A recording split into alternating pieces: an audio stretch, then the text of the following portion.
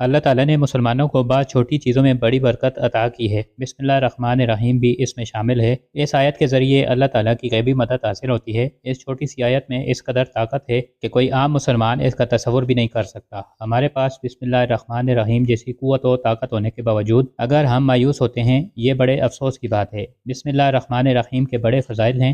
رسول اللہ صلی اللہ علیہ وسلم نے فرمایا کہ مجھ پر ایک ایسی آیت اتری ہے کہ کسی نبی پر سوائے حضرت سلیمان علیہ السلام کے ایسی آیت نہیں اتری۔ وہ آیت بسم اللہ الرحمن الرحیم ہے۔ حضرت جابر رحمۃ اللہ علیہ فرماتے ہیں کہ جب یہ آیت اتری، بادل مشرق کی طرف چھٹ گئے، ہوائیں ساکن ہو گئیں، سمندر پھر گیا، جانوروں نے کان لگا لیے، شیاطین پر آسمان سے شعلے گرے۔ پروردگار عالم نے اپنی عزت و جلال کی قسم کھا کر فرمایا کہ جس چیز پر میرا یہ نام لیا جائے گا اس میں ضرور برکت ہوگی۔ حضرت ابن مسعود فرماتے ہیں کہ جہنم کے 19 دروغوں سے جو بچنا چاہے وہ بسم اللہ الرحمن الرحیم پڑھے۔ اس کے بھی 19 حروف ہیں، ہر حرف ہر فرشتے سے بچاؤ بن جائے گا۔ اس طرح بسم اللہ الرحمن الرحیم میں بھی 19 حروف ہیں اور وہاں